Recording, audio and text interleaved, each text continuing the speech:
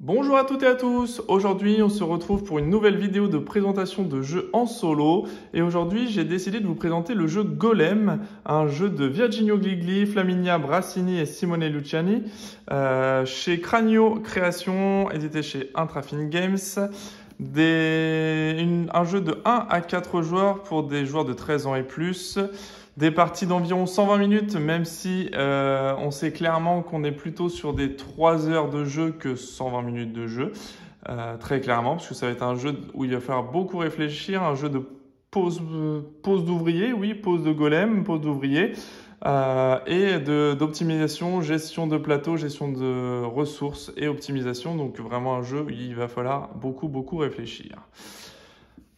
Donc Golem, qu'est-ce que c'est? Je vous fais le petit pitch de départ. Donc Golem, la légende du Golem est l'une des histoires les plus fascinantes au monde. Elle trouve ses racines dans les traditions juives. Dans Golem, cette légende donne vie à un jeu complexe et stratégique dans lequel vous incarnez des savants recréant ces géants d'argile. Utilisez vos connaissances, représentées par la première lettre de l'alphabet hébreu Aleph, pour étudier les livres, envoyez-les arpenter la ville pour étudier les livres traditionnels, pardon. Collectez de l'or et faites-le fondre en de puissants artefacts, donnez vie à des golems infatigables et envoyez-les arpenter la ville afin d'y accomplir des tâches importantes. Vos étudiants, tout comme les connaissances que vous avez acquises, vous seront nécessaires pour garder le contrôle de vos aumônes. Vous pourrez également choisir de détruire vos golems afin d'éviter d'avoir à payer leur entretien. La synagogue en 3D surplombant la ville crée une répartition aléatoire et dynamique des actions disponibles et elle offre un renouvellement intrigant des mécaniques traditionnelles de placement d'ouvriers. Vous avez également de multiples possibilités pour développer votre plateau individuel et ainsi renouveler vos stratégies. Voilà pour la petite mise en ambiance de départ. Au niveau du matériel, on retrouve quoi? Un plateau principal, un plateau synagogue, une structure synagogue, 15 billes colorées, 12 tuiles action, 12 cartes personnages, 27 cartes objectifs, 38 cartes livres, 30 tuiles à bord, 4 tuiles passées, 37 jetons argile, 37 jetons connaissance, 37 jetons pièces, 40 lingots, 4 tuiles artefacts, 3 jetons menorah, 18 tuiles de départ. Et pour chaque joueur en plus, un rabbin, 3 étudiants, 6 golems, 4 marqueurs joueurs, un plateau joueur, 6 tuiles développement d'artefacts, 6 tuiles développement de golems, 6 tuiles développement d'études, une carte résumée. Et pour l'automate avec lequel nous allons jouer bien sûr, 20 cartes automates, une tuile stratégie principale, 3 tuiles stratégie colorées, une piste ressource, un marqueur ressource, 2 tuiles développement spécial. Voilà, rien que ça. Voilà, c'est déjà pour vous mettre un petit peu dans le bain du jeu. J'ai pas fait la mise en place, volontairement pour vous montrer un petit peu comment ça se passe et le temps de mise en place, puisqu'il s'agit très clairement d'un jeu expert, hein, on va pas se mentir.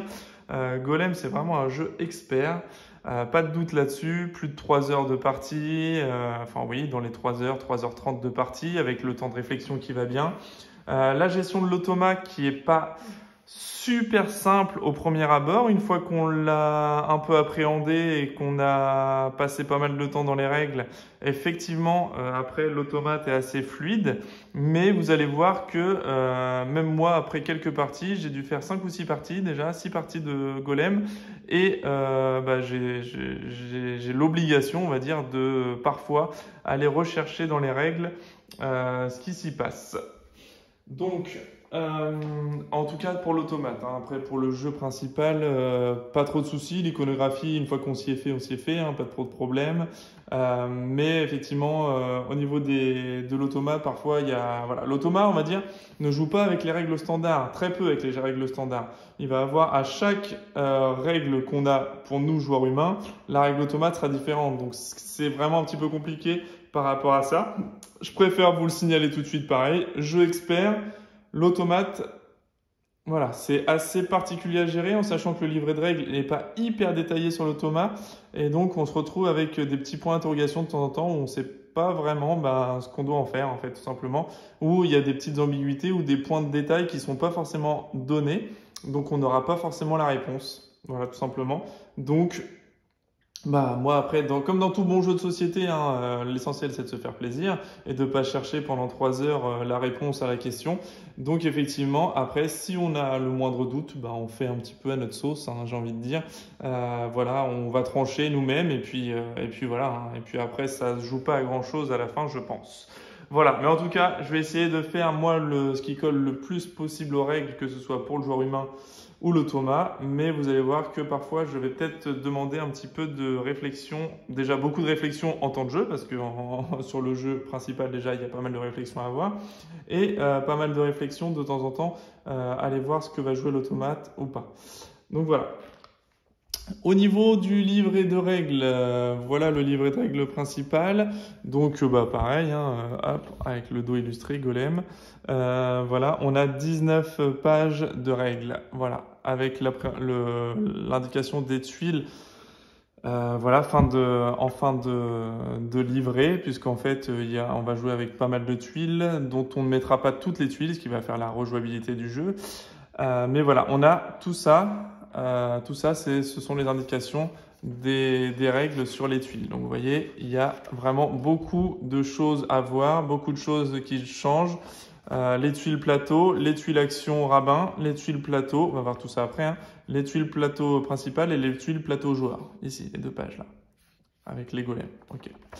Donc voilà, et puis bah là tout ça, hein, hop, voilà, toutes les autres pages, uniquement les explications sur les règles du jeu, les aperçus. Après c'est bien illustré, hein, très clairement. Le livret est très bien illustré. Après il y a quelques petits points de détail ou quelques coquilles dans le manuel du jeu, ce qui fait que dans les règles du jeu, ce qui fait que bah, on n'a pas les bonnes infos. Donc il y a des infos où je vous le donnerai directement. Hein.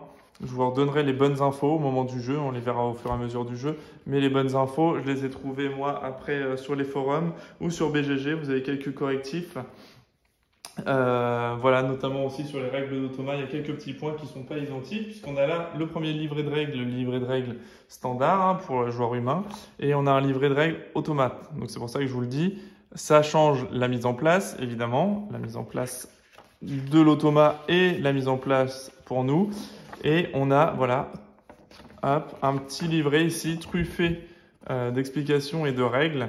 Voilà, hop, on a quand même, voilà, on est encore ici, 7 pages, 8 pages. Hein. On a 8 pages de règles hein, tout de même hein, pour l'automa. Donc, si c'est votre premier jeu solo, commencez clairement pas par Golem. Je vous le dis tout de suite. Je pense qu'il faut déjà avoir une certaine expérience du jeu de société. Si vous cherchez un jeu de société pour jouer en solo, ou même en multi d'ailleurs, hein, si c'est votre premier jeu un peu expert, je vous déconseille celui-là, hein, très clairement.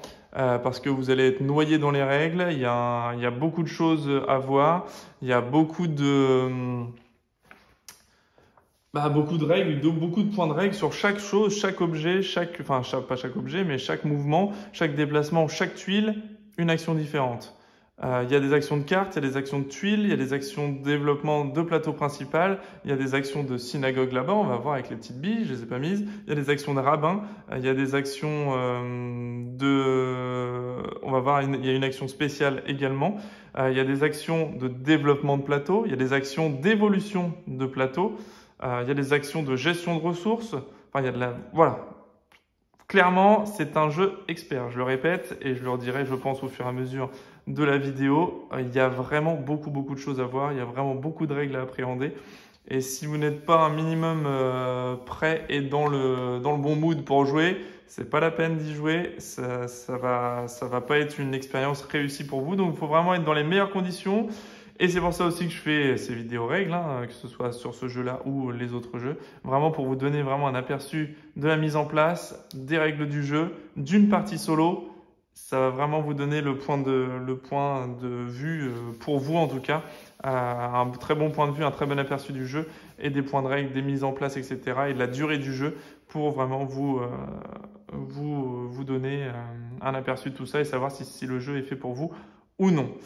Voilà, un peu comme Space Corp où j'étais à plus de 6 heures de partie, je crois, 6 heures pour une partie complète, bien que ce soit dispatché en 3 parties, enfin on peut moduler en 3 sauvegardes, mais une partie de jeu complète c'était aux alentours de 6 heures, il me semble, c'est ma plus grosse vidéo sur la chaîne.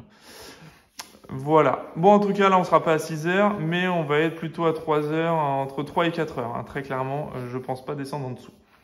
Voilà, soyez prévenus. Mais en tout cas, ce sera chapitré, donc pas de problème. Si la mise en place, ça vous intéresse pas, vous pourrez switcher et passer directement à la partie solo qui sera déjà largement assez longue, je pense. Voilà. Donc, la mise en place, je vais commencer par le haut du plateau joueur, hein, tout en haut. J'ai volontairement pas fait la mise en place, j'ai juste sorti le plateau principal. Bon, ça c'est pas fourni avec, hein, vous l'avez vu dans l'ensemble du truc. Les plateaux golem ici, les deux plateaux golem, hein, ce sont les mêmes plateaux. On a un plateau pour nous, joueurs, un plateau pour l'automa. Voilà, on va voir un petit peu après comment ça se passe au niveau de ça. D'ailleurs, je vais peut-être décaler un petit peu mon plateau joueur parce que je voudrais mettre les cartes automa au centre pour que vous puissiez bien voir tout ça. Ok, et voilà. Donc, on va commencer déjà par la mise en place du plateau, ou alors je fais la mise en place, ouais. On va se faire la mise en place du plateau. Donc en haut à gauche ici, ce que vous avez ici, donc c'est le palais, et au palais on va y mettre ces cartes-là. Donc ce sont des cartes avec des petits personnages qui auront de l'influence sur la partie. Donc on retrouve des personnages comme ça, avec des petits onglets partout. Je vous expliquerai à quoi correspond tout ça. Au dos, on a des personnages de niveau 4 et des personnages de niveau 1 et 3. C'est tout simplement des compteurs de tours et de manches, parce que dans ce jeu-là, on va jouer sur 4 tours complets. Enfin 4 manches complètes qui seront dispatchées en 3 tours de jeu. Donc, on va mélanger tout simplement les cartes de 1 à 3 et on va les étaler sur les 3 premiers emplacements. Puisqu'on a l'emplacement numéro 1, 2, 3, 4, 5, 6, 7, 8, 9 et 10. Voilà, 10 emplacements de plateau en tout et pour tout. Donc, premier emplacement, on va avoir ce personnage-là, le deuxième, celui-ci, le troisième, celui-là. Et enfin, le dernier, eh bien, on va modifier, on va mélanger les personnages de niveau 4 et on va en prendre un et on va le mettre sur le dernier emplacement. Donc, qu'est-ce que c'est que ces personnages-là? Eh bien, en fait, on va voir tout ça au fur et à mesure, mais en gros, ils vont avoir une influence sur, à la fin de notre manche, de nos 3 tours, eh bien, on aura des actions d'influence. Et en fait, si on a collecté les bonnes billes, donc jaune et bleu, peu importe l'ordre, hein, il faut avoir les bonnes billes, eh bien, on aura le droit de faire l'action spéciale fin de manche. Par exemple, ici, ce sera de dépenser 6 pièces d'or pour récupérer 4 points de victoire et pouvoir acheter un livre pour 5 connaissances de moins. Ou bien de prendre 3 pièces d'or. Voilà. Le petit onglet en haut à droite, eh bien, ce sont les déplacements de golem imposés par le personnage. Ce qui fait que si nous n'avons pas l'amélioration de golem, je vais vous la montrer tout à l'heure, au fur et à mesure du jeu, vous verrez tout ça. Bref, il y a une amélioration de golem qui permet de ne pas prendre en compte l'avancée de +2. Pourquoi c'est important? Parce qu'en fait, dans le jeu, on va voir sur le plateau, on va placer nos étudiants et nos golems. On a une pénalité de connaissances entre le placement d'un étudiant et le placement d'un golem. Je vous montrerai tout ça dans le détail tout à l'heure. Mais en gros, plus on va avancer les golems sur la droite du plateau, hein, ils vont partir tous de gauche, hein, dans la première case, hein, section 1. Plus on va déplacer vers la droite nos golems, plus on aura des actions puissantes de plateau. Mais par contre, il faudra payer un coût en connaissance entre le placement de notre étudiant de la bonne couleur, puisqu'on aura 3 couleurs, rouge, jaune et bleu. Eh bien, le déplacement entre l'étudiant de notre couleur et le golem, eh bien, on va payer l'écart entre les deux personnages en connaissance. Donc, ça va nous coûter des ressources. Donc, forcément, plus l'écart sera important, plus ça va nous coûter cher en ressources.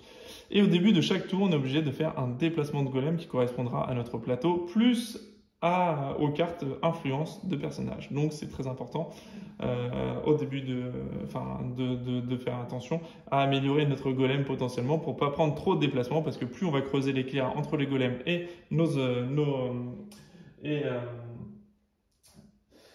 étudiants, et plus on va creuser, plus on va devoir payer des ressources à la fin de notre tour. Bref, on verra tout ça dans le détail tout à l'heure. Donc ça, c'était pour les personnages d'influence du palais. Voilà, donc ça, ok. Ensuite, hop, on va mettre les cartes, hop, ceci, hop, les petites cartes à degrés ici, ce sont des cartes livres. Donc les cartes livres, c'est des cartes qu'on peut acheter pour des connaissances. Donc on va dépenser des connaissances et on va pouvoir venir acheter les cartes livres. Plus on va prendre des cartes livres à droite, et plus ça va nous coûter cher. On voit le premier emplacement, c'est 0, ça nous coûte 0 connaissances en plus, 1 connaissance, 2 connaissances, 3 connaissances, ou 4 connaissances en plus du coût de la carte, parce que la carte a un coût en bas, en connaissance également. Connaissance, c'est le petit N, l'espèce de petit N bleu. Voilà, donc on va devoir payer ce coût-là, plus le coût indiqué sur le plateau. On voit pas forcément très bien à la caméra, à mon avis, mais vous voyez, le jeu est très gros. Voilà, le plateau principal est immense, les plateaux joueurs sont immenses également.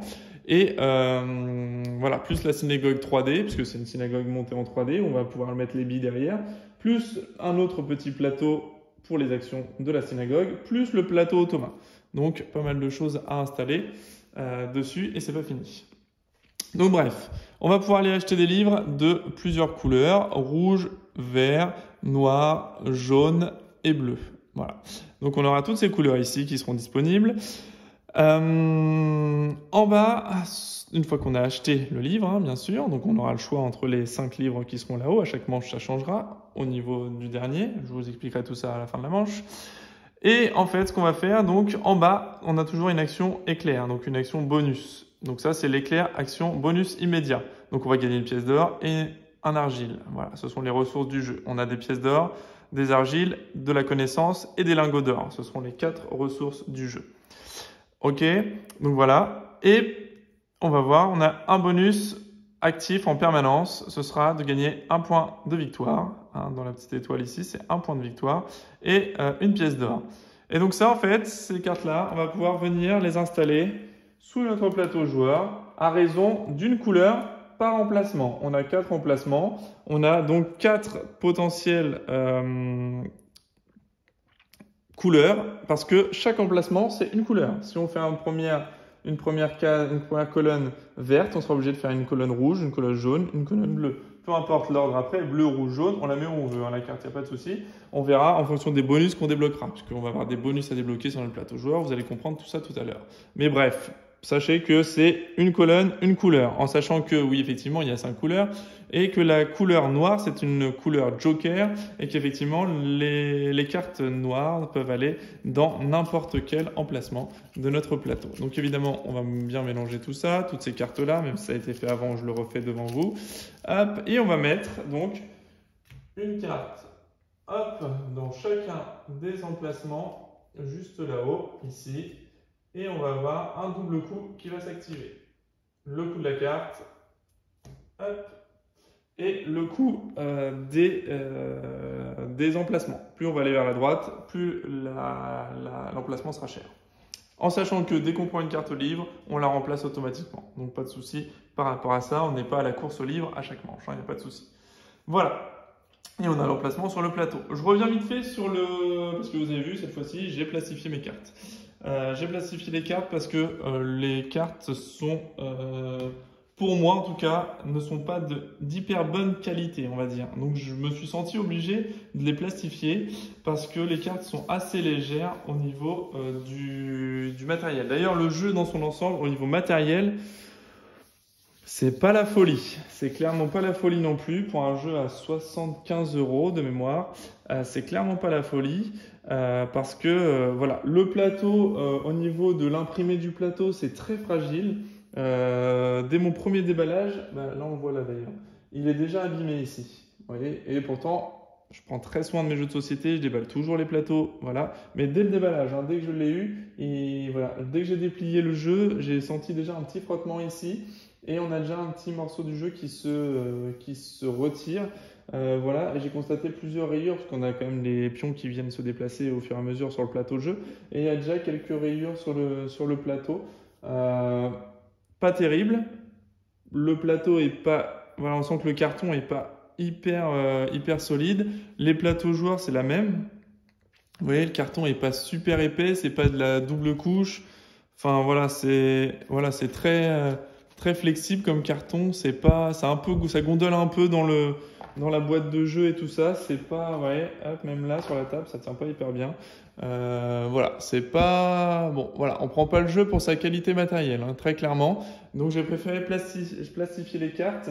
On voit bien, même là, c'est pas, voilà, c'est hyper rigide, hyper flexible. C'est la simple couche, hein, c'est juste la petite couche de carton. Pas terrible au niveau du matériel. Après, au niveau des tuiles, elles sont plutôt bien faites les tuiles par contre, mais plateau de jeu et plateau joueur, avec les autres petits plateaux annexes, hein, c'est la même chose. Le carton est très fin, même sur la synagogue. À la mise en place, on doit assembler la synagogue hein, en 3D. À la mise en place, j'ai déjà des petits bouts de synagogue. Hein. Voilà, je vous montre, il n'y a pas de secret. Voilà, on voit ici, j'ai essayé de les remettre, hein, mais c'est déjà un petit peu décollé ici au niveau du plateau. Et puis là, pareil, c'est vraiment léger comme... c'est quand même très léger au niveau de la conception, pareil. Au niveau de la synagogue en carton, c'est très léger, surtout ça. Vous voyez, même là, on est déjà, voilà, c'est déjà assez gondolé. Donc, peut mieux faire. Peut mieux faire sur la conception, en tout cas, sur le matériel en carton. Pour un jeu à 75 €, on s'attend quand même à une qualité de finition un peu meilleure que ça au niveau du carton. Bref, passons ce détail-là, car le jeu est très bon, sinon je ne vous le montrerai pas. Donc, ça pallie un petit peu à tout ça, mais pour 75 €, c'est clair qu'on s'attend quand même à une finition un peu meilleure. Voilà. Bon, bref. Passons tout ça. Donc ensuite, on a les tuiles du quartier rouge.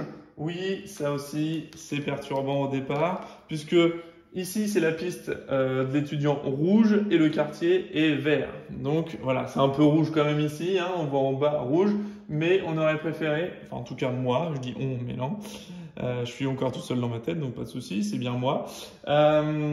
J'aurais préféré, comme ici, hein, ils ont fait les quartiers jaunes, les quartiers bleus, et bien ici, j'aurais préféré qu'ils nous fassent également les tuiles en rouge, qu'on n'ait pas de soucis en particulier, parce que là, du coup, tuiles vertes, on se dit, mince, c'est où l'emplacement rouge? Ah bah oui, ok, c'est chez les verts, très bien. Donc voilà, donc effectivement, on a des tuiles comme ça, des petites tuiles vertes qui vont venir se positionner dans le quartier rouge.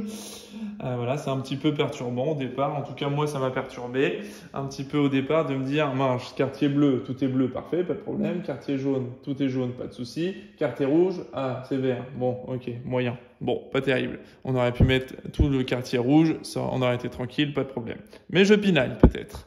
Bref, donc on va se prendre toutes ces tuiles-là, donc il y en a 10, et on va en mettre que 7 sur le plateau. Donc on va prendre aléatoirement, donc on va en prendre donc 1, 2, 3, 4, allez j'en prends une autre, 5, 6 et 7. Ok, donc j'en prends 7 aléatoirement, je remets le reste dans le sachet du jeu, et sur ces tuiles-là, la mise en place, eh bien en fait il y a des petits numéros. Ah, je vais vous montrer tout ça. Donc, on récupère des petites tuiles avec plein d'actions dessus. Hein. Et en fait, en bas, à droite de chaque tuile, vous allez voir, il y a un petit numéro. Voilà, ici, le 8.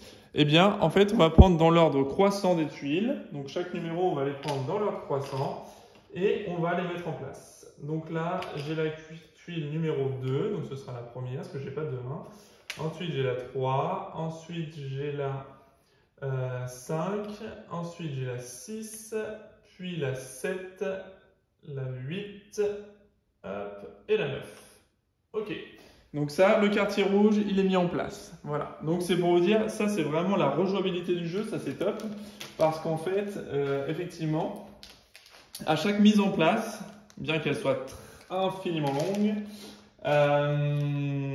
eh bien en fait, on va avoir sur 7 tuiles sur potentiellement 10. Donc à chaque fois, ça va tout modifier. Et puis même l'ordre, puisque ce sera jamais le même ordre, vu qu'on a des numéros de plus faibles à plus fortes. Donc du coup, automatiquement, on va avoir une rejouabilité assez grande, puisque ce ne sera pas le même ordre. La tuile 1 ne sera pas forcément présente, comme ici par exemple. On commence à la tuile 2. Peut-être qu'à la prochaine partie, il y aura la tuile 1, puis la 4. Enfin bref, du coup, on va avoir des écarts qui vont se faire. Et donc des manières de jouer un petit peu différentes, même complètement différentes à chaque fois, puisqu'on n'aura pas les mêmes actions, pas les mêmes tuiles, pas les mêmes emplacements. Donc, grosse rejouabilité. La même chose sur le quartier jaune, voilà. On va pas se... Hop, 1, 2, 3, 4, 5, 6, 7, hop, et on s'arrête là. 6, 7. Hop, donc ça, pas de souci non plus. Les tuiles jaunes, c'est parti également. Je vous expliquerai toute la signification de tout ça. Donc, tuile numéro 1, elle est là. On a la 2 ici. On a la 4 ici. Puis la 7. La tuile 8. La tuile 9. Hop, 7, 8, 9. Et la tuile numéro 10. Dans le quartier jaune. Voilà, quartier jaune, c'est fait. Et alors attention, grosse surprise sur le quartier bleu, puisque, en fait, sur le quartier bleu, on a les tuiles bleues. Voilà. Donc grosse surprise. Donc la même chose, 1, 2, 3, 4, 5, 6, 7. Hop, voilà. Donc même chose pour celle-là. Donc il nous reste bien les 3 tuiles dans les mains qui ne vont pas nous servir. On les remet dans le petit sachet zippé. Voilà. Alors je vous conseille aussi, pendant que je vous tiens, hop, je vous conseille aussi. Alors dans le jeu, il y a très peu de sachets. Et ben voilà, moi j'en ai rajouté partout. À chaque ressource, j'ai rajouté un sachet par tuile bleue parce que la mise en place est très longue. Alors en plus, si vous prenez pas le temps de séparer les éléments, ça va être compliqué. Chaque ressource tuile, je les ai mises dans un sachet différent. Chaque paquet de ressources, l'argile, l'or, les lingots, etc. Tout est dans un sachet différent pour ne pas mélanger tout ça, au niveau des ressources, ça paraît logique. On a une constitution de billes ici pour la synagogue, mais nous n'aurons pas besoin de toutes les billes en solo. Donc, si vous jouez en multi, vous pouvez mélanger, mais en solo, j'ai déjà fait la séparation des billets. Comme ça, on gagne du temps également. Ici, ce sont que les meeples que nous allons utiliser pour la partie solo. Donc pareil, tous les pions, les jetons, etc., je les ai isolés ensemble dans un sachet. Ensuite, ça, ce sera le plateau. Voilà, ça, c'est une mise en place pour un plateau joueur. Pareil, j'ai isolé un plateau joueur avec un autre plateau joueur. Voilà, j'ai 2 sachets pour un plateau joueur. Celui-là, le sachet automa. Un sachet joueur, un sachet automa. Comme ça, on gagne du temps sur la mise en place aussi. Ça, c'est les sachets automa. Pareil, avec les tuiles automa, je les ai mis de côté également. Et j'ai isolé également les tuiles action ici. Donc, on va pouvoir isoler tout ça. On a également des tuiles de départ. Je vous montrerai tout ça, mais pareil, beaucoup de matériel, hein, comme vous voyez. Et puis après, tous les paquets de cartes, hein, avec un petit élastique directement. Chaque paquet bien séparé comme il le faut pour éviter d'avoir à chercher tout ça pendant 2 heures. Parce que la boîte est bien pleine, hein, par contre, hein, elle est remplie vraiment, c'est une énorme boîte, hein, elle est quand même très grosse. Et on la remplit complètement.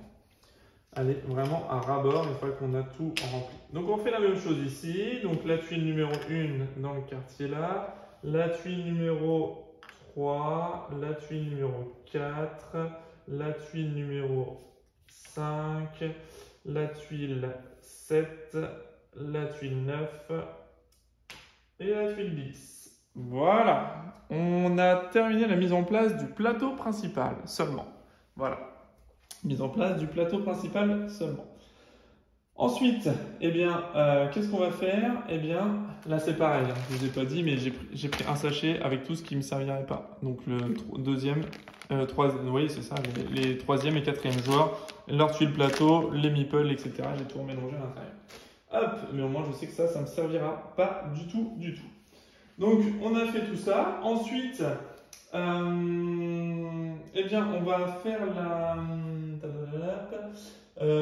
que je vous dise tout ça.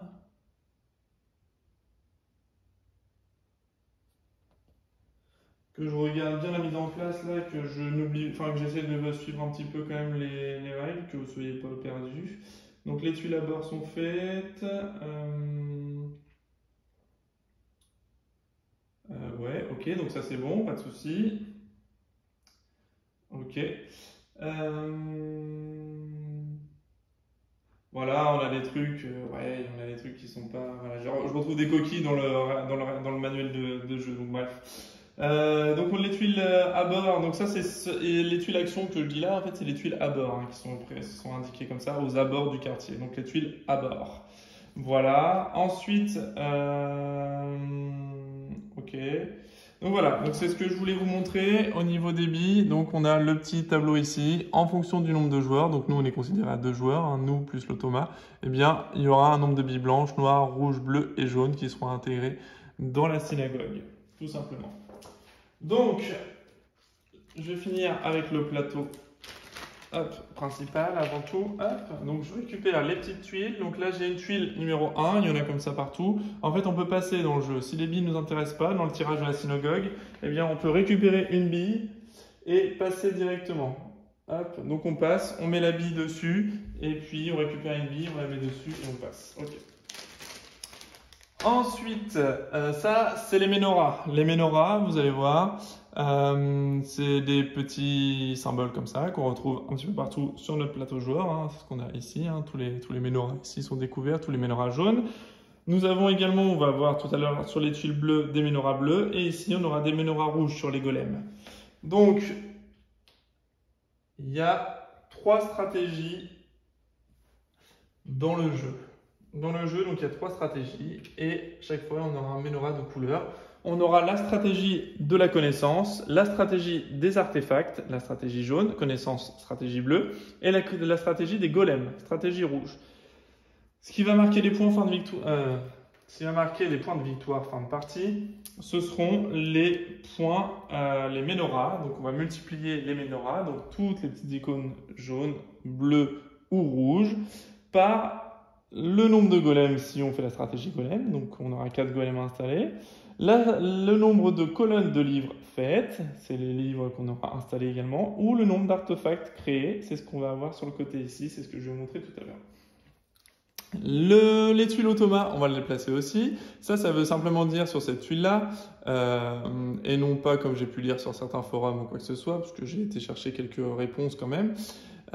Ici, ça veut juste dire que le golem va pouvoir faire une action de travail, enfin le golem non, l'automa va pouvoir faire une action de travail seulement s'il a 2 golems debout. On verra après ce que c'est les golems debout, ce que c'est les autres golems. Je vais le positionner ici.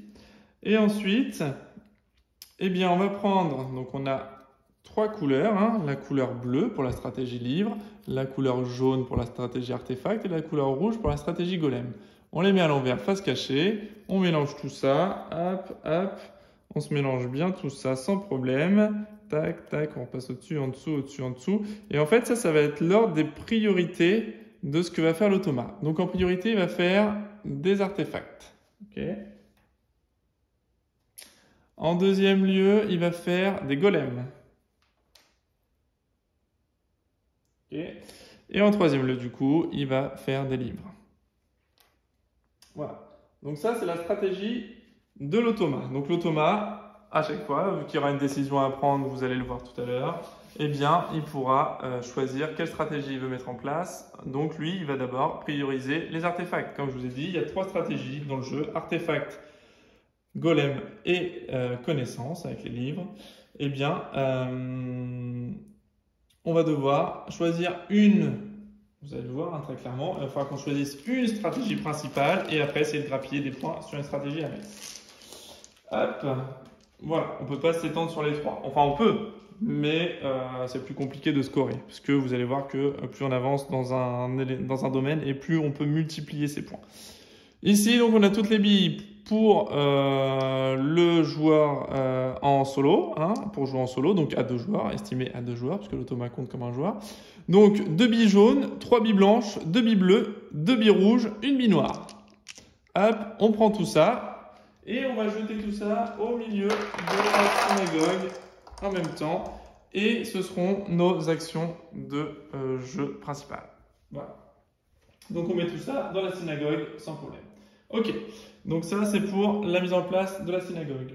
Dans le petit plateau, hop, ici, synagogue, juste en dessous, vous voyez qu'il y a des actions. Puisqu'on aura des actions de plateau, les actions de plateau seront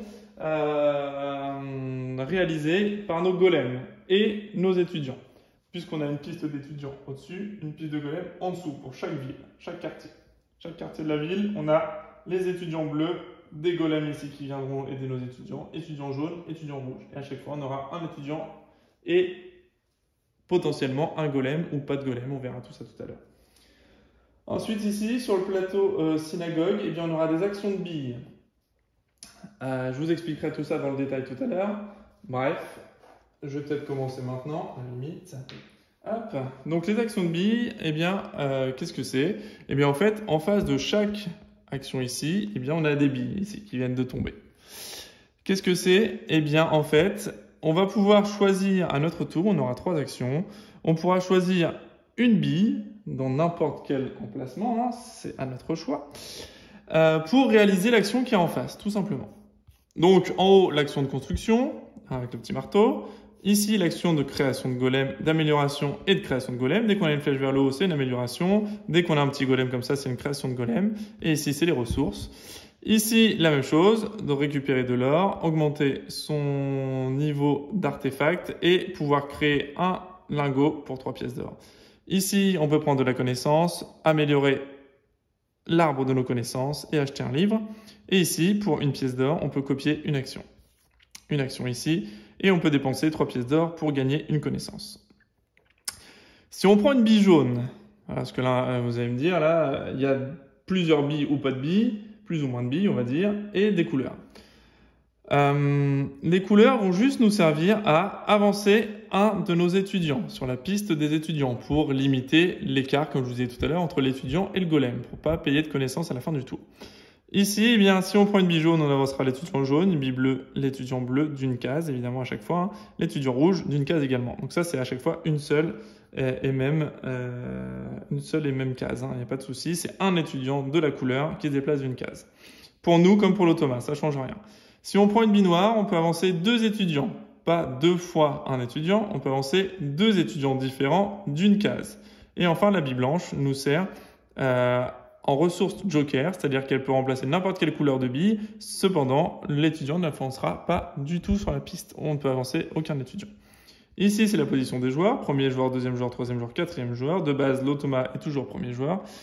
Et le nombre de billes sert à quoi? Ben, en fait, si on prend un emplacement où il y a 4 billes, donc ça veut dire qu'il correspond à cet emplacement-là, l'emplacement de golem, et bien ça veut simplement dire qu'on va prendre 4 ressources d'argile, tout simplement. Si on prend à côté, on a une bille blanche, et bien on va prendre une pièce d'or. Si à côté, on a 2 billes ici dans la première action, ça veut dire que pour faire travailler un golem, eh bien, on va dépenser une connaissance, 2 golems, 3 connaissances, 3 golems, 5 connaissances, 4 golems, 8 connaissances pour les faire travailler. Cependant, le nombre de billes nous indique le nombre de connaissances en moins à payer par rapport au coût. C'est-à-dire que si j'ai 2 billes, j'en prends une, eh bien, ça va me coûter 2 billes de moins de faire travailler un golem. Donc ça me fera 1 moins 2, bah, ça me fera moins 1, mais tant pis, on perdra la ressource de plus. Si je veux faire travailler 2 golems, par contre, ça me coûtera qu'une seule connaissance, puisque 2 golems, ça coûte 3 ressources de connaissances à faire travailler. Donc 3 moins les 2 de réduction, ça me fera une seule ressource à dépenser pour faire travailler 2 golems.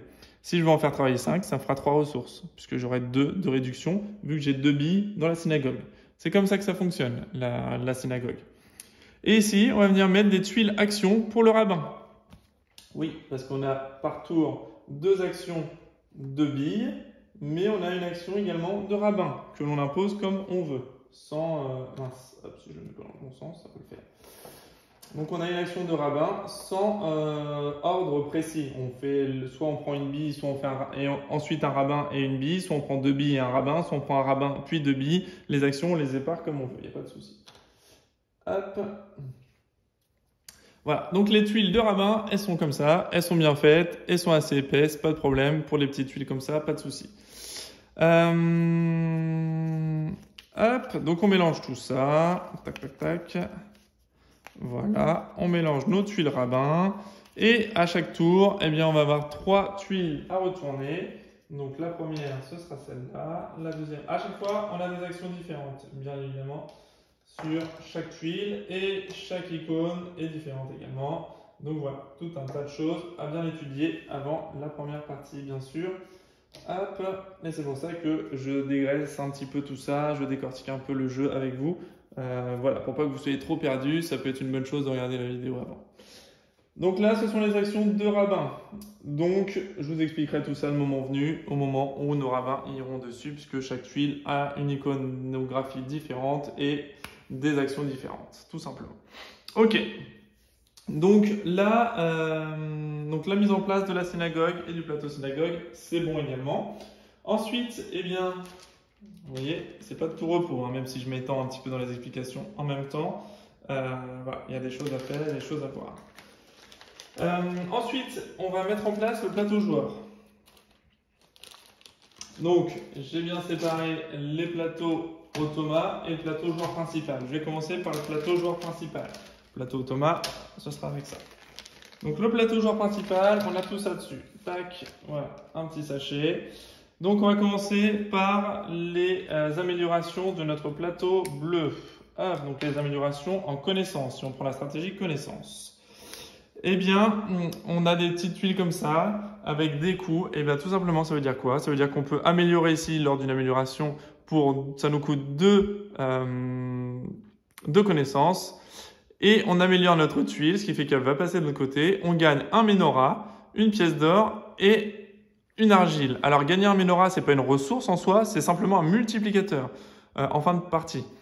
Puisqu'on va multiplier le nombre de Ménoras visibles, donc ici, on en aura un pour le moment, hein, si on retourne cette tuile-là, multiplié par le nombre de colonnes que nous aurions fait ici en livres. Donc si on a 4 colonnes de livres, eh bien on va faire, par exemple, si on n'a qu'un seul Ménora ici, on va faire 1 x 4, 4 points de victoire fin de partie. Sauf que à chaque fois, chaque amélioration, hein, ici on le voit, on a 4 connaissances pour améliorer cette tuile-là, on se refait un Ménora. Donc plus on va améliorer notre plateau, plus on va pouvoir multiplier nos colonnes. Donc on peut se faire des points comme ça, tout simplement. Des points de victoire, en sachant que le dernier ici, à chaque fois, on aura 8 connaissances pour se prendre 3 Ménoras. Donc on peut faire un x3 à la fin de la partie, juste avec cette tuile-là, mais il faut dépenser 8 connaissances. Et donc pourquoi c'est important de se positionner sur une? Hop, donc on a la même chose ici, 1, 2, 3, 4, 5, et le dernier à 8. Et enfin, la dernière grille, ce sera celle-là. Hop, puisqu'on a une tuile amovible ici. Hop, recto, verso, et on peut se refaire un Ménora pour améliorer la tuile ici de la piste de connaissance. Hop, voilà, même si ça peut sembler très abstrait pour le moment, hein, ne vous inquiétez pas, ça va se décanter au fur et à mesure du jeu. Voilà, donc on se rajoute une tuile ici. Voilà. Ensuite, eh bien, on aura, tac, donc ça c'est pour les artefacts, bien évidemment. Donc on retrouve exactement la même chose. Peu importe la stratégie qu'on prend, on aura le même nombre de points de victoire à la fin si on développe tout au maximum. Ça nous fera autant de points qu'on fasse du golem, qu'on fasse du livre ou qu'on fasse de l'artefact, ce sera la même chose. Nos golems, même chose, même principe. Eh bien, à chaque amélioration de golem, eh bien, sur notre plateau golem, eh bien, on va bénéficier. Donc, ça nous coûtera de l'argile cette fois-ci au lieu de la connaissance, donc à chaque fois. Et on va retourner notre tuile et on gagnera un Ménora et des bonus associés, dont je vous parlerai tout à l'heure quand on fera les améliorations. Hop, si on fait ces améliorations-là d'ailleurs, parce qu'on n'est pas obligé de les faire. Mais les golems, on va les améliorer un peu de toute façon quoi qu'il arrive puisqu'on en aura toujours besoin. Donc on va mettre le bras droit, le bras gauche, le torse bien évidemment, plus tac, les deux jambes et la tête du golem. Donc c'est tout ce qu'on peut améliorer sur notre golem, voilà tout simplement. Et enfin, ça ce sont les artefacts. Donc l'amélioration d'artefacts, donc même chose. Donc golem à chaque fois pareil, 3 Ménoras, un Ménora de retourner à chaque fois. Donc on arrive à la même quantité de Ménoras dessus. Et ça, on va les multiplier au nombre de golems qu'on aura créé ici. Parce qu'on va en mettre sur notre plateau joueur, hein, je vais les mettre tout à l'heure. On va les mettre sur les plateaux joueurs et on va multiplier le nombre de Ménoras rouges par le nombre de golems. Ça nous fera un nombre de points de victoire à la fin.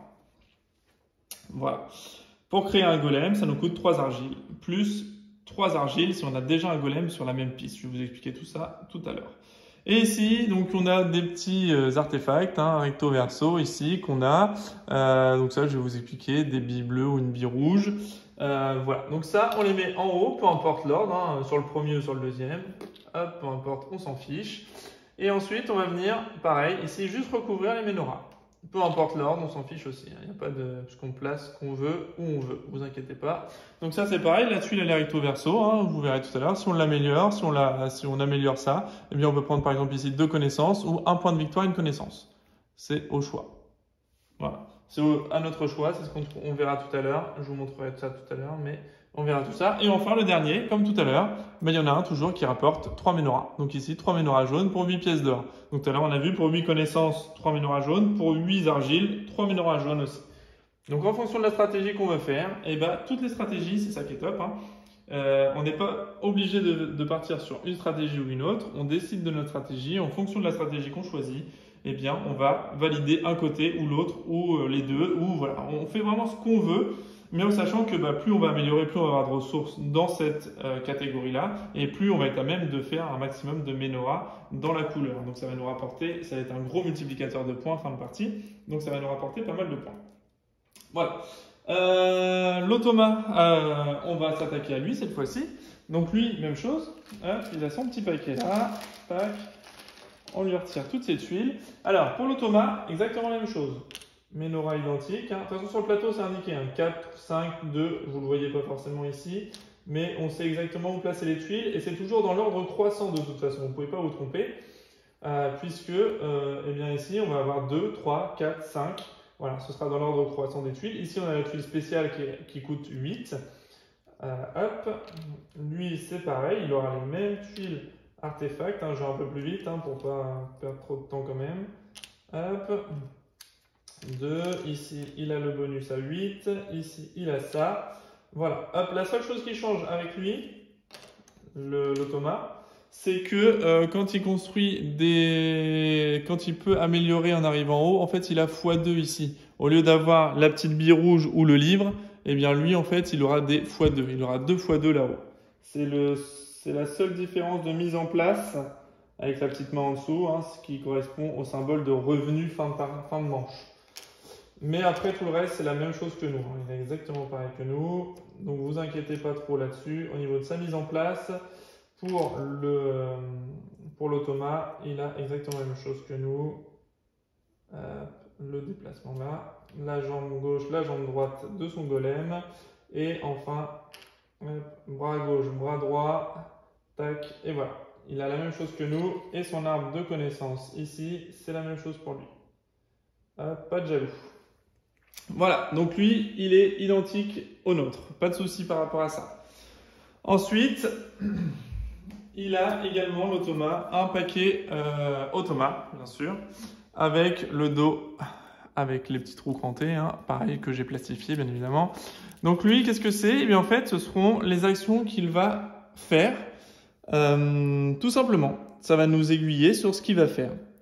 Donc en fait, la première colonne, c'est la colonne bonus. Donc c'est un bonus de début de carte à chaque fois qu'il joue un tour. Il a un bonus potentiel, lui, pas de problème. Il peut se faire plus d'actions que nous, vous le comprenez bien. Et le petit symbole en haut à gauche vous indique 3 et plus. Ça veut dire que si on est au niveau de difficulté 3 ou plus, eh bien, il va faire cette action-là. Si on est en dessous de ce niveau de difficulté-là, eh bien, il ne fera pas cette action-là, tout simplement. Donc les niveaux de difficulté, c'est quoi? Je le retrouve ici, hop, je vais vous l'indiquer là. On l'a tout en haut de la fiche de mise en place automa. Le niveau 1, c'est facile, niveau 2, normal, 3, difficile ou 4, expert. Nous, on va jouer en difficile, niveau 3. Voilà, parce que j'ai déjà plusieurs parties à mon actif. Et effectivement, pour un challenge intéressant, ouais, où il faut bien réfléchir et tout ça, eh bien, en niveau difficile, je trouve que c'est un bon challenge pour ma part, en tout cas. Voilà, même si je gagnerai probablement pas, on va le tenter quand même en difficile. Voilà, parce que j'ai gagné en normal. Donc, voilà, autant y aller en difficile.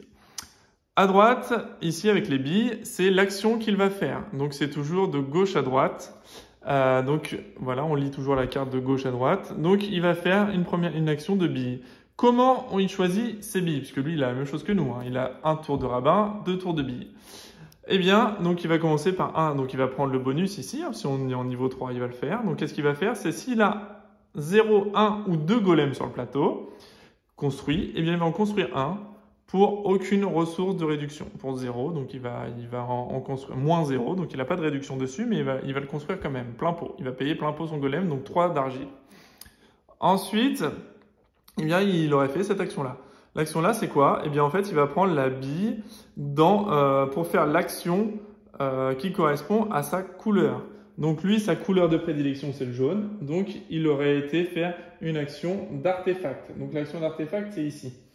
Ensuite, eh bien, qu'est-ce qu'il fait? Il prend là où il va avoir la... Donc là, pas de décision sur la bille, il n'y en a qu'une. Donc il fait une action d'artefact, il prend la bille, il n'y en a qu'une seule. Donc voilà. S'il n'y avait pas eu l'action d'artefact, eh bien, enfin de stratégie, eh bien, qu'est-ce qu'il aurait fait ici, par exemple? Il aurait pris déjà un lingot d'or, direct, gratos, comme ça. Il se prend une ressource pour 3 et plus, donc ok, c'est ce qu'on est.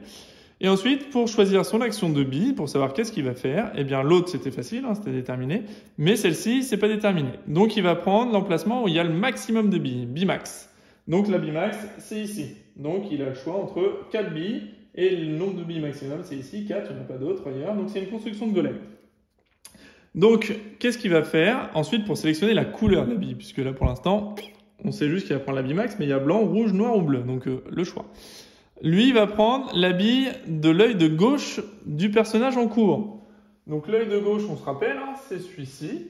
Donc, le personnage en cours, c'est celui-là. Donc, il va prendre la bille de gauche, la bille rouge. Donc, on a bien une bille rouge, on prend la bille rouge. Tout simplement. Parce que lui, il va essayer de faire, évidemment, les bonus fin de manche, bien sûr. Il va essayer de réussir le personnage pour se faire les bonus fin de manche. Ça rapporte quand même pas mal de trucs, c'est quand même intéressant.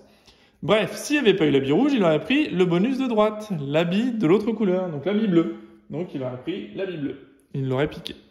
S'il y avait eu ni l'un ni l'autre, ou qu'il avait déjà la couleur, parce qu'il ne prend pas deux fois la même couleur, admettons qu'il y ait deux billes rouges et qu'il ait déjà une bille rouge sur son plateau, il ne prendra pas une bille rouge de nouveau. Donc, il continuera. Et il prendra la bille blanche. Et s'il n'y a pas de bille blanche, il prendra la bille noire. Et s'il n'y a pas la bille noire, il prendra la troisième couleur, tout simplement. La dernière couleur qui reste disponible. Voilà, c'est comme ça que ça se détermine. Si maintenant, on a deux cartes côte-côte, hop, donc premier tour de jeu, il a ça. Si au deuxième tour de jeu, on sort la deuxième carte et que ça nous fait une icône de rabbin, comme vous voyez ici, hein, hop, hop, ça colle, ça fait une icône de rabbin, il va faire une action de rabbin sur son deuxième tour.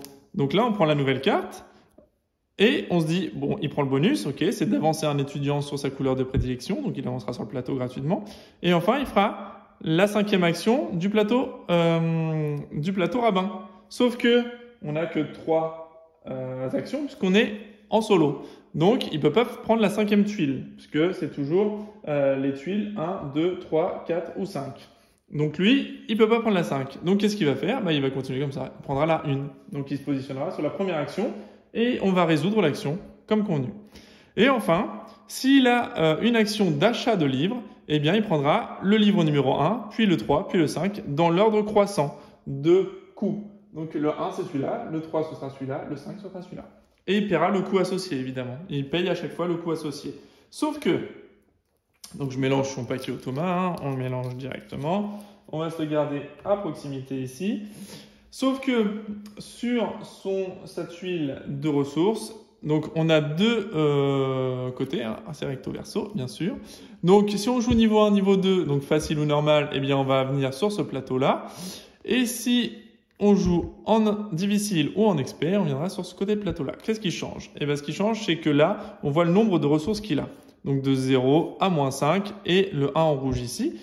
Et on voit que dans cette zone-là, c'est la zone rouge, mais il peut vivre à crédit, lui, pas de souci, il peut vivre en dessous des ressources qu'il devrait posséder.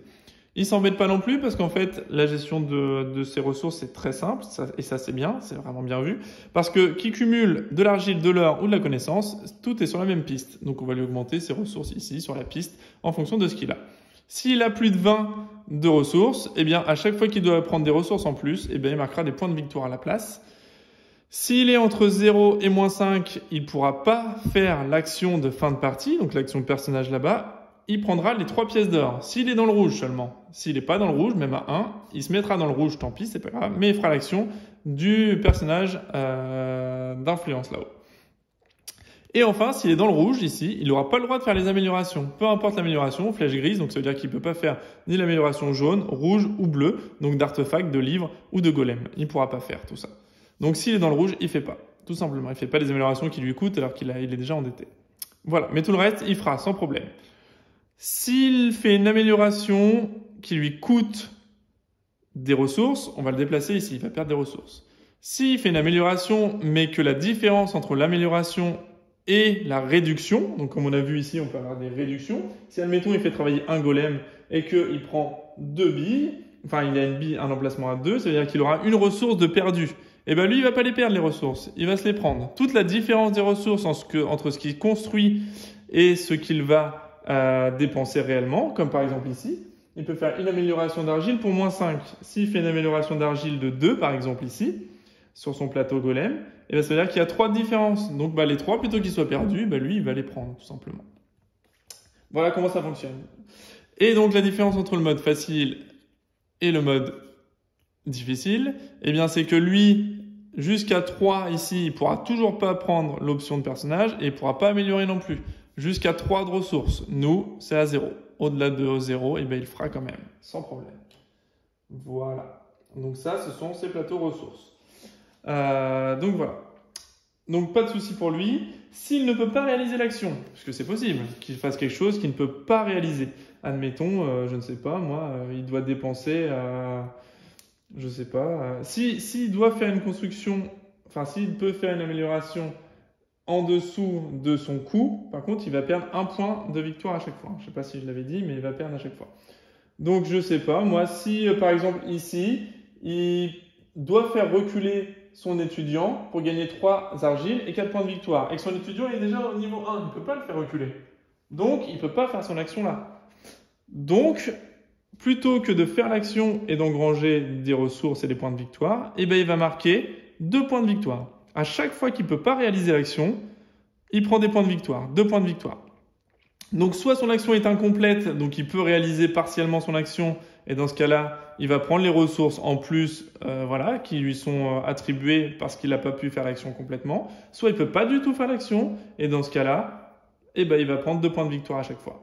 Voilà. Donc soit il commence une action et il prend les ressources en différence, c'est-à-dire en plus, s'il a en plus à récupérer, il va marquer des ressources. Soit il ne peut pas faire l'action, et dans ce cas-là, il récupère directement des points de victoire, direct. Voilà comment ça fonctionne. Hop, mais il y a toujours des cas particuliers. Voilà, je vous le dis tout de suite. Donc ça, c'est son plateau automa. Ok, les billes, les machins, les actions. Ensuite, on a ici les jetons et meeples pour nous. Donc nous, on va jouer en orange, hein, puisque les golems sont orange. Donc voilà, nous, on va jouer en orange. Et on va venir recouvrir tous les petits +2 ici, les emplacements de golems, sur notre plateau. Hop, et sur... Tac. Et on aura 2 golems à placer. Tac. On va les mettre là en attendant. Et tac. En début de partie sur le plateau. En fonction de la stratégie qu'on prendra. On met un étudiant par piste d'étudiant. Tout simplement. Et ensuite, on a 4 petits pions ici. On va en mettre un sur le plateau score à 10 points. Puisqu'on peut avoir des points négatifs. On peut perdre des points de victoire. Vous allez voir comment. Notamment, je vais vous le dire tout de suite. Si votre étudiant ne peut pas contrôler son golem, c'est-à-dire que le golem est trop loin et on n'a pas les ressources de connaissance pour payer la différence, eh bien on va perdre 5 points de victoire d'un coup. Donc on peut être en négatif, sans problème dans ce jeu. Ensuite, on va mettre un pion ici à 0 sur la piste de connaissance. Ici à 1 sur la piste des golems. Et enfin le dernier, c'est le jeton premier joueur ici. Et nous, on va se mettre en position deuxième, puisque l'automa est toujours premier joueur. Tac, pas de souci, il est toujours premier joueur. Il va se mettre ses golems comme nous, ici, ici, ici, hop, ici, et il va mettre ses 2 golems, lui, du plateau. Alors, il va mettre quand même ses étudiants, hein. Hop, hop, on va quand même être sympa avec lui, on va quand même lui mettre des étudiants. Hop. Bon, on va être sympa avec lui, même si je suis pas sûr qu'il soit sympa avec nous. Et en fait, ces golems, comment il les place? Bah, simple, il va les placer en fonction de ces tuiles stratégie. Donc, ces tuiles stratégie sont là. Donc, c'est simple, il va se faire d'abord sur la piste jaune. Donc ici, il va se mettre là, dans la ville, dans la piste jaune. Et la piste rouge, golem. Donc, lui, il part sur une stratégie artefact et golem. Pardon, golem, c'est pas là, c'est pas la piste bleue, c'est la piste rouge. Hop, ici, voilà. Donc, artefact et golem. Donc là, on voit qu'effectivement, toutes les actions liées à la piste bleue seront des actions de livre. Toutes les actions jaunes ici, des actions d'artefacts, puisque c'est de l'amélioration, des gains d'or et de lingots d'or pour construire les artefacts.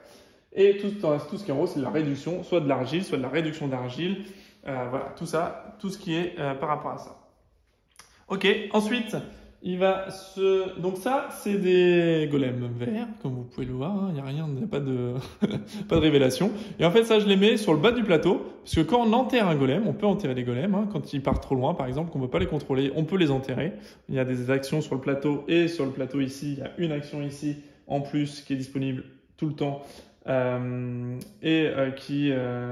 qui permet d'enterrer un golem et de reprendre des ressources à la place. Ici, vous voyez, je ne l'ai pas parlé, mais on met que 3 tuiles. Parce que passer ici, c'est pour 3 à 4 joueurs, et ici, 4 joueurs. 4 tuiles ou 5 tuiles, c'est 3 ou 4 joueurs et 4 joueurs et plus. Et bien, c'est la même chose ici. Quand on enterre un golem, les 3 points de victoire ici, c'est uniquement pour 4 joueurs. Les l'amélioration, c'est aussi pour 3 à 4 joueurs. 4 joueurs ici, et ici, 3 ou 4 joueurs. Donc ces emplacements-là, ils ne sont pas disponibles en solo, ou à 2 joueurs, hein, parce que là, on est considéré à 2 joueurs. Donc je les recouvre directement. Là, il récupère son rabbin. Moi, j'ai mon rabbin également, qui vient sur mon petit plateau joueur. Et ici, ces 3 petits jetons pour dire qu'il commence à 0 sur la piste de connaissance, à 0 sur la piste golem, et à 10 points de victoire, comme moi, pour le moment. Et enfin, son petit pion noir ici, c'est son pion de départ, qui vient positionner sur la piste 0, début de partie, tout simplement. Voilà, donc là, la mise en place des plateaux est faite, la mise en place de ça aussi. Maintenant, eh bien, on va devoir aller chercher le... On va devoir aller chercher les plateaux. Puisqu'en fait, on a encore un petit plateau d'artefacts, le plateau joueur. Voilà. Donc, on va prendre nos objectifs de départ. Donc, au départ, en principe, dans la règle du jeu standard, on a le droit à 4... je vais les prendre. Donc là, c'est les plateaux objectifs. On a le droit à 4 objectifs en début de manche et on doit en garder 3. Je mets la petite tête de jeu juste ici pour le rappel des manches en fait. Ça, c'est bien fichu aussi. On a le rappel des manches et derrière, on a le décompte. Comment on va gagner des points, comment on va scorer. Donc, le nombre de menorahs fois le nombre de golems, rouge. Le nombre de menorahs bleus fois le nombre de cartes, fois le nombre de colonnes. Le menorah jaune fois le nombre d'artefacts construits. Construits, je dis bien. Plus un point de victoire, toutes les 5 ressources, plus les points de victoire qui sont sur la piste de livre ici. Et si notre étudiant passe la case d'après, on récupère un menorah d'une couleur, voilà, en plus. Donc on va se mettre ça là et ça là, ok? C'est la petite tête de jeu. Et donc, en principe, on se prend... Qu'est-ce que je disais? Ouais, voilà. Normalement, on a 4 cartes objectifs, j'en étais là. 4 cartes objectifs par joueur et on en garde 3. Sauf qu'en solo, il y a un petit règlement spécifique qui fait que on a droit à 6 cartes objectifs directement et on n'en garde que 3 tout de même. Mais on a un peu plus de choix. Donc 1, 2, 3, 4, 5, 6. Et l'automa, lui, il a 3 cartes objectifs. Tac. 1, 2, 3. Ok. Lui, les cartes objectifs, ça lui sert à rien. Je vous le dis tout de suite. Ça lui sert absolument à rien, les cartes objectifs. C'est juste qu'il va marquer un nombre de points de victoire en fin de partie, multiplié par le nombre d'objectifs qu'il aura. Le nombre de cartes d'objectifs seront multipliés par un certain nombre de points de victoire. Ici, en mode difficile. Donc, en mode difficile, vous voyez, si on joue en niveau 1, 2 ou 3 ou 4, eh bien ce sera 1, 3, 5 ou 7 points de victoire fin de partie. Voilà, donc là en l'occurrence on joue en difficile, donc 5. Donc on peut d'ores et déjà se dire qu'il a 15 points de victoire, parce qu'il a 3 cartes, donc il a minimum 15 points de victoire fin de partie déjà, sans commencer la partie. Ensuite nous, on va regarder ce qu'on a. On a donc, il faut faire 9 améliorations pour marquer 6 points de victoire. Ici, si on fait 2, 3 ou 4 objectifs différents, ou plus, 4 objectifs différents, c'est-à-dire pas d'amélioration. Si c'est d'autres améliorations, c'est le même objectif.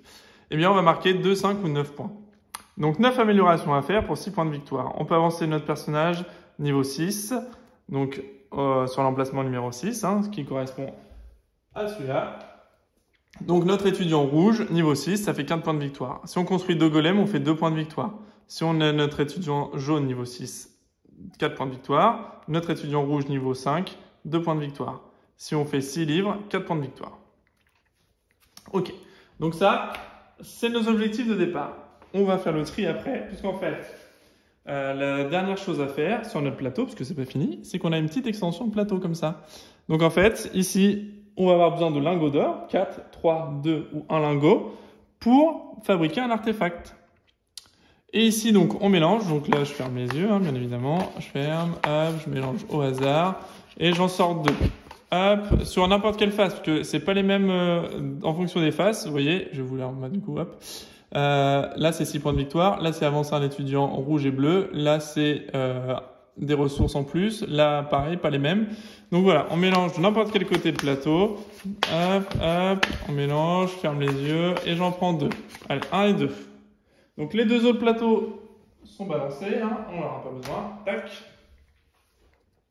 Et on a 2 plateaux à choisir ici. Donc là, on a, bah ouais, pas grand chose qui diffère. Ok, donc on aura le choix entre ces deux-là. On a le bénéfice du choix, puisque l'automa est en premier joueur. Le premier joueur actif choisit en dernier son plateau directement. Et on va également, en même temps, pendant qu'on y est, hop, avant de choisir, donc maintenant qu'on a fait le tri, le choix entre les deux, eh bien, on va se récupérer les petites tuiles de départ ici. Donc, excusez-moi. Donc, les tuiles de départ, eh bien, on a le droit à 4 tuiles au départ. 4 tuiles de départ, donc on va en prendre 4 et on peut en choisir 2. Donc 1, 2, on va se cacher, hein, hop, 3 et 4. Et lui, l'automa, donc c'est encore différent pour lui, puisque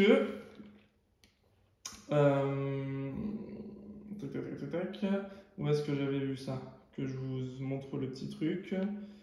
Ultra stratégie, les ressources, PV, objectif, patati patata, ok. Mince. Là, voilà, c'est ça. Donc l'automa pioche, vous voyez, hop, je vous le montre. Donc l'automa, lui, il pioche autant de tuiles de départ que le niveau de difficulté. On est en niveau difficile, 3, donc il va prendre 3 tuiles de départ. Et lui, contrairement à nous, donc je lui prends pareil, hein, on va faire au hasard, hop, 1, 2 et 3. Lui, contrairement à nous, on en garde 2, et bien lui, il garde les 3. Voilà. Et puis il se fait les 3 ressources dessus, tout simplement. Alors, donc là, c'est intéressant parce qu'en fait, en fonction des tuiles de départ de nos objectifs, eh bien, on va pouvoir voir ce qui est intéressant pour nous. Donc ça, c'est pareil, une grosse rejouabilité parce que les tuiles de départ, c'est jamais les mêmes non plus, les objectifs non plus. Ok. Donc, là, on a de la connaissance, notre étudiant jaune a avancé, notre étudiant rouge, ou de la brique et de l'amélioration de golem. Donc, si on peut améliorer les golems, peut-être que 2 constructions de golems, ça peut être un objectif réalisable facilement. Donc, on va se prendre ça déjà, un premier objectif. Ensuite, là, on a 1 de connaissance en livre. Peut-être que les livres seraient une bonne option aussi pour nous. Parce que vous voyez, on monte sur la piste des connaissances, on récupère une connaissance et 2 argiles. Ça peut nous servir pour les golems et pour les... donc ce serait peut-être pas mal de se dire qu'on peut peut-être aller chercher 6 livres. Donc on va prendre celle-là aussi. Et là, là en artefact, on n'a pas forcément d'artefact de fée ou quoi que ce soit. Et là, on voit sur les tuiles également ici qu'on peut aller chercher de l'argile, des points de victoire. Potentiellement, si on fait un petit peu de ça également, d'artefacts, ça peut être intéressant éventuellement d'aller chercher cette tuile-là. Ok. Donc déjà, on va se dire, on se prend... Ah, par contre, c'est 1 point de victoire à chaque fois ici. Ça peut être intéressant aussi. Une pièce d'or ou 1 point de victoire dès le départ. Ouais, ça peut être intéressant aussi. Bon, non, je vais rester sur la connaissance, moi. Je vais rester sur celui-là. Hop. Donc ça, on vient l'intégrer à notre plateau. Tac, et voilà. Elle est intégrée, pas de souci. Et lui, l'automa, il va prendre celle qui reste. Hop, pas le choix. Voilà. Lui, il n'aura pas le choix, il prendra celle-ci. Tac. Ok, je sais pas si on voit bien, on va peut-être décaler un petit peu. Tac, on va décaler un petit peu tout ça. Pour que vous voyez bien le plateau, hop, le plateau automa, parce que lui en plus il va développer de l'artefact. C'est sa tuile stratégie, sa stratégie c'est de développer de l'artefact, donc je pense qu'il va pas mal développer de ce côté-là, donc autant bien voir les artefacts. Ok, là on voit bien, ouais, la tuile numéro 8, ok on voit bien tout. Parfait. Ok, très bien. Donc nous on va se dire qu'on part sur une stratégie golem et connaissance. Donc là, on peut monter sur la piste des connaissances, ça peut être intéressant. Et là, on peut avoir une réduction et une amélioration de golem. Ok. Donc les 2 autres, la tuile jaune et rouge ici, qui est intéressante aussi, parce qu'on peut avancer notre étudiant d'une case. Donc ça peut être intéressant, mais je préfère améliorer mon golem, c'est plus intéressant pour nous. Donc les autres tuiles, on les remet dans le sachet. Et là, donc, il faut que je choisisse un troisième objectif. Donc, 9 améliorations, est-ce que c'est jouable? J'en ai 2, 4, 6, si j'améliore tous mes golems. 7, 8, 9. Ouais, ça c'est jouable éventuellement. 9 améliorations, je pense que c'est jouable. Est-ce qu'on prend ça pour se faire un gros? Comme ça fait 2, 4, 6. Ça vous fait un peu, ça fait un peu tous les points. Allez, on va se tenter 9 améliorations. Ok, allez, on le tente. On le tente. On verra bien, hein, de toute façon. Advienne que pourra. Et on met les objectifs en dessous du paquet. On se garde les objectifs à portée de main. Et lui, de son côté, alors lui, il va prendre des ressources en fonction de ce qu'il a là. Alors c'est parti. Donc lui, il va commencer par faire avancer son étudiant bleu et 3 ressources. Il fait avancer d'une case son étudiant bleu et il se fait 3 ressources. Donc lui, peu importe, hein, je vous l'ai dit, sur le plateau des ressources, il fait ce qu'il veut, il fait sa vie, hein, pas de problème. Il a ses 3 ressources sans souci. Je vais peut-être descendre ça d'ailleurs pour qu'on voit un peu mieux. Hop. Voilà. Tac, on y voit un petit peu mieux sur ses tuiles à lui, ses tuiles stratégie et tout ça. Hop, et ses 3 cartes. Ok, donc il a fait ça, donc il a pris ses 3 ressources, sans problème. Ok, on s'en défausse. Ensuite ici, il a une tuile où il a un lingot d'or, une pièce d'or et 2 argiles. Donc, une pièce d'or et 2 argiles, il arrive à 6. Et par contre, il a un beau lingot. Donc là, les lingots, par contre, lui, il les collectionne. Hein. Pas de problème. Donc les lingots, hop, on va les mettre là. Hop, on va mettre de l'argent là. Ça, c'est pour la fin de la mise en place. Hein. Hop, voilà. Et de l'argile là-haut. Ok, pas de souci, très bien. Donc, ça c'est bon. Donc, il a collectionné ça, pas de problème. Ok. Nous, on va voir après ce qu'on va faire. Zut. Mince. On était au lingot. Hop, voilà, lingot d'or. Donc, ça, il a fait avancer un lingot d'or. Ok, pardon. Hop. Donc là, le lingot d'or, lui, il va le prendre et puis il va le positionner directement sur son artefact. Son artefact est construit. Aussitôt qu'il construit quelque chose, son artefact, dès que l'artefact est construit, il prend automatiquement le bonus associé. Donc le bonus associé, c'est un point de victoire. Donc il prend déjà un point de victoire dès le départ. Et ici, il peut faire une amélioration d'artefact. En plus, ça tombe vraiment bien pour lui. Et il a le droit à 4 ressources. Donc 4 ressources. 1, 2, 3 et 4. Il a 10 ressources. Et il peut améliorer un artefact pour 2 pièces de moins, bien sûr. On n'oublie pas sa réduction. Donc, améliorer un artefact pour 2 pièces de moins. Comment il améliore ces artefacts? Eh bien, en fait, il va prendre du bas vers le haut, puis de droite vers la gauche, quand il aura quelque chose à poser ici. Donc là, il va venir chercher donc, du bas vers le haut en amélioration. Donc, il va aller améliorer son premier artefact ici. Et donc, il va venir positionner le niveau 5 ici. C'est indiqué juste derrière le niveau, le règlement automate. Voilà, ça c'est plutôt bien fait.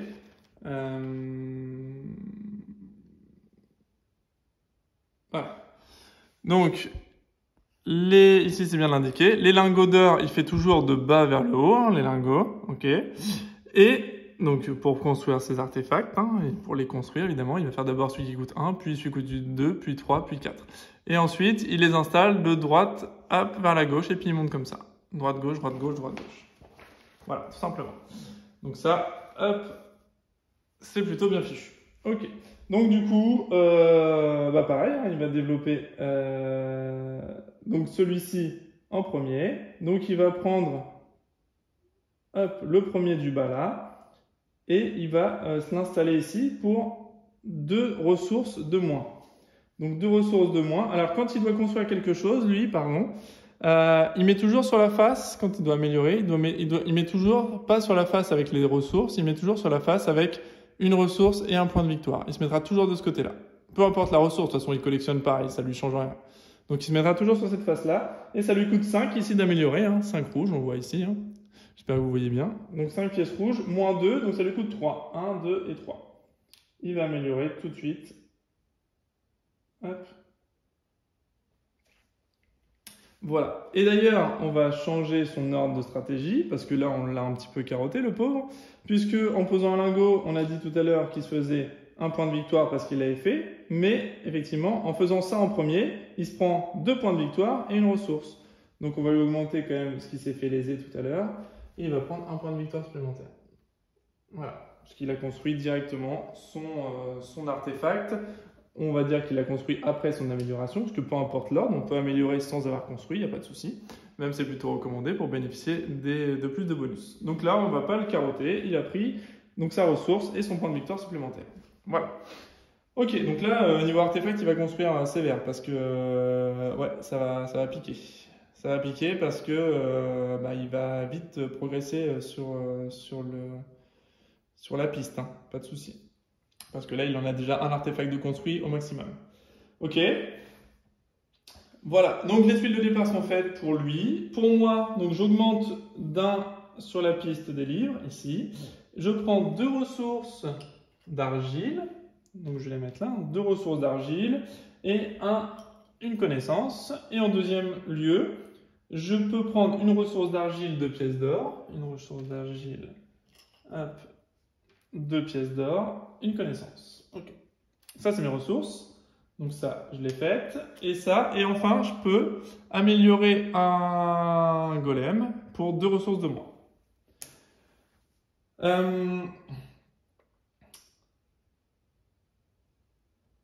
Alors, j'ai le choix entre cette amélioration-là, celle-ci ou celle-là.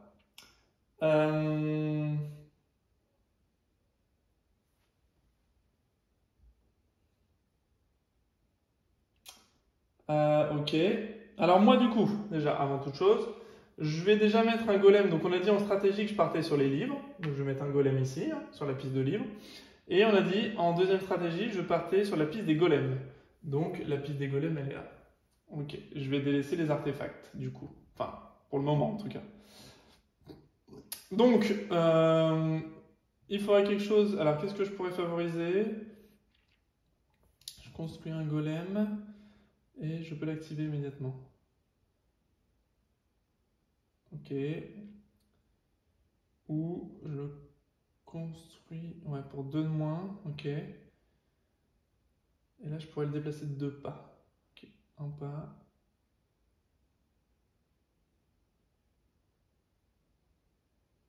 Cinq déplacements. Ok. Donc non, moi je vais améliorer ça.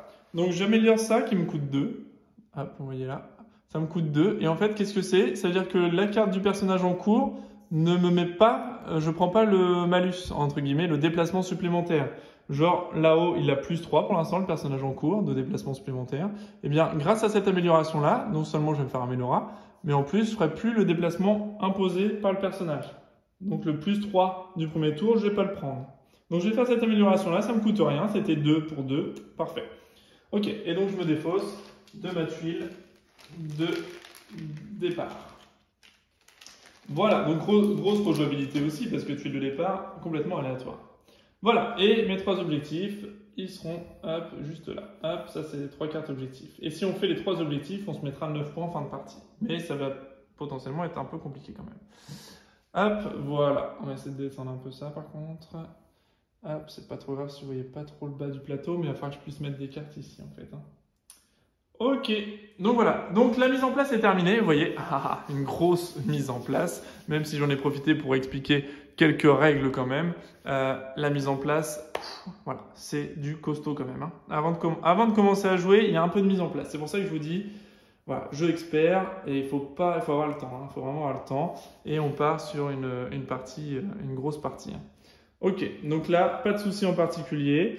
Toute la mise en place est faite, les explications basiques, c'est pareil, sont faites également. Donc on va pouvoir attaquer la partie en solo.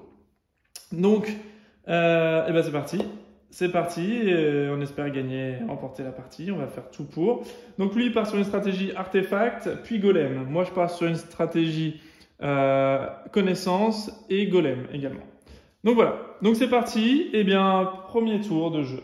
Hop. Donc lui, on retourne sa première carte, bonus aucun, et lui, il va faire une action de travail. Donc les actions de travail, il a soit l'action de travail principale, soit l'action miroir.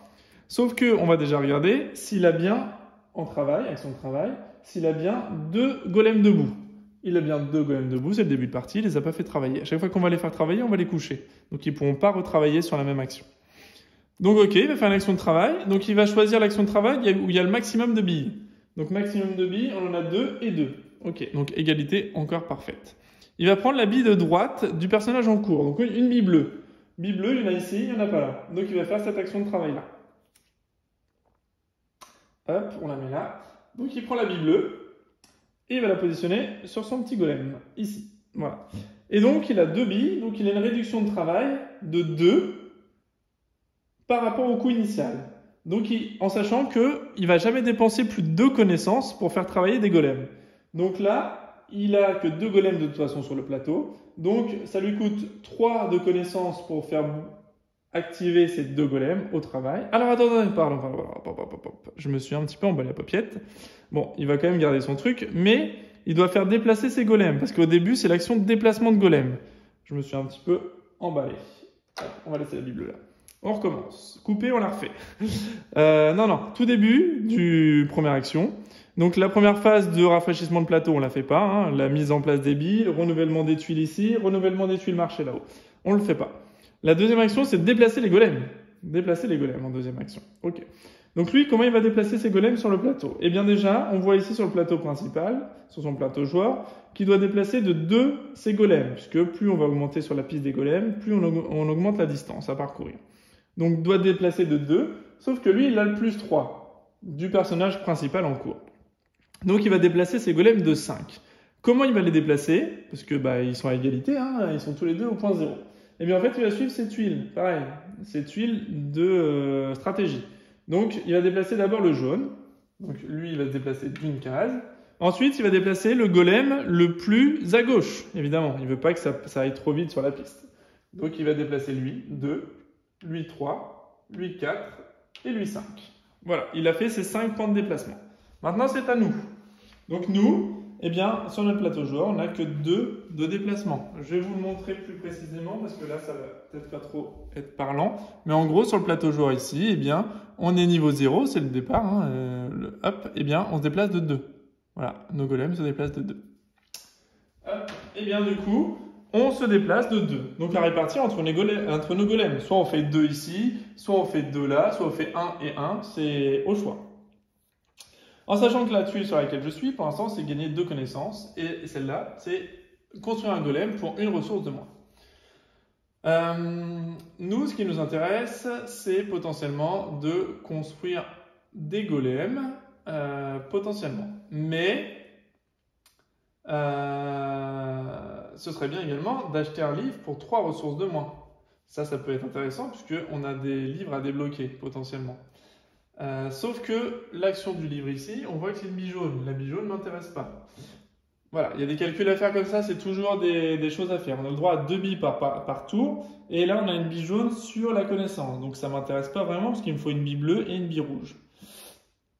Donc moi, je vais peut-être faire la réduction de golem ici. Vous voyez, c'est peut-être intéressant d'aller chercher ici potentiellement une réduction de golem et ici des ressources. Donc soit pour 3 de moins, on peut construire un golem, ou alors on peut se mettre juste ici pour récupérer 3 ressources. Et avancer celui-ci pour récupérer 3 ressources de connaissances également. Ou on peut se mettre là pour essayer d'acheter un livre immédiatement. Ça peut être bien aussi. Si seulement on prend l'action de travail des golems. Voilà, donc c'est à voir ce qu'on a envie de faire. Je vais peut-être rester ici. De toute façon, je ne pense pas faire d'action de travail sur ce tour-ci. Si, peut-être une action de travail, ça peut être pas mal. Ouais, ça peut être pas mal. Ok. Bon, je vais me déplacer ici et je vais rester là. De toute façon, il y a toujours des dilemmes à chaque fois. C'est toujours des... Est-ce que je fais ci? Est-ce que je fais ça? Est-ce que je prends ça? C'est toujours compliqué de choisir entre l'un ou l'autre. Après, on a une petite réduction ici si on construit, mais on va prendre... Oui, on peut faire ça également. Ok. Alors, je vais peut-être... Ah, parce qu'il y a potentiellement une petite carte qui pourrait m'intéresser là-haut, mais ça me coûte 4 ressources. Donc ça va être cher, ça va être cher. Ça va être cher, ça va être cher. 4 ressources, j'en ai que 2 pour le moment. Donc il faudrait que j'aille d'abord chercher ici, ou pour 3, ou je prends la réduction de livres. Allez. Hop, est-ce qu'on se met là? On se prend un petit livre. En fait, pour mes objectifs, j'ai besoin de livres, hein. De toute façon, j'ai besoin de livres. J'ai besoin d'amélioration aussi. Mais je ne vais pas aller chercher l'amélioration maintenant.